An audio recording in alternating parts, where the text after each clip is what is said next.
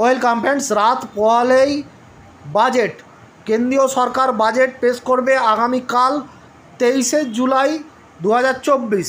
আজকে 22শে জুলাই 2024 একটি আপডেট এসছে অষ্টম বেতন কমিশন গঠন নিয়ে। অবশ্যই দেখে রাখবেন, ভিডিওটি শেয়ার করবেন, চ্যানেল নতুন হলে সাবস্ক্রাইব করবেন।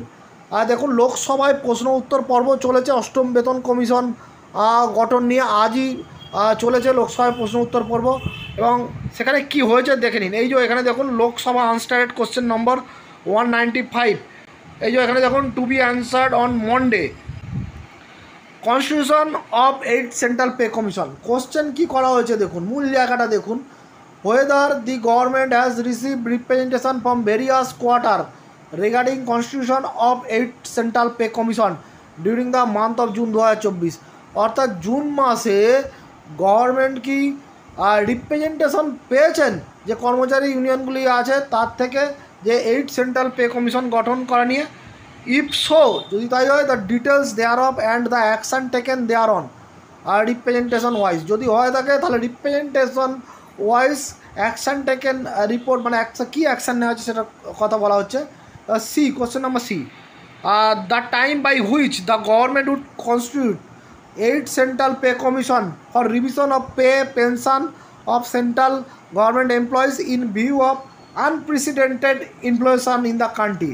এবং যেটা আরও কোশ্চেন করা হয়েছে যে মুদ্রাস্ফীতি, এই যে আনপ্রেসিডেন্ট মুদ্রাস্ফীতি হচ্ছে, এর জন্য গভর্নমেন্ট কবে 8 সেন্ট্রাল পে কমিশন গঠন করবে সেই সময়টাও জানতে চাওয়া হয়েছে।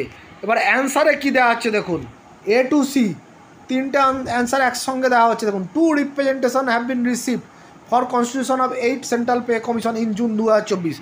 অর্থাৎ 2টি রিপ্রেজেন্টেশন কিন্তু রিসিভ হয়েছে এখানে বলছে, যে দেখুন।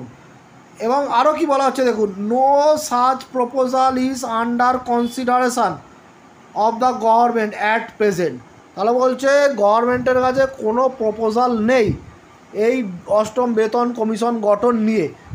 আগামীকাল বাজেট, আজকে 22শে জুলাই, তার আগের দিন গভর্নমেন্ট লোকসভায় বলছে এরম কোনো প্রপোজাল নেই অষ্টম বেতন কমিশন গঠন নিয়ে। তাহলে কি অষ্টম বেতন কমিশন গঠন হবে না?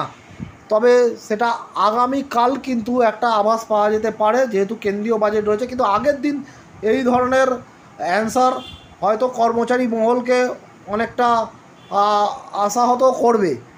তবে যেহেতু এই ধরনের আপডেট এসেছে, আমার কাছে শেয়ার করা ছাড়া উপায় নেই, আমি শেয়ার করলাম। তবে আগামীকাল কি হয় সেটাই এখন দেখার। ধন্যবাদ।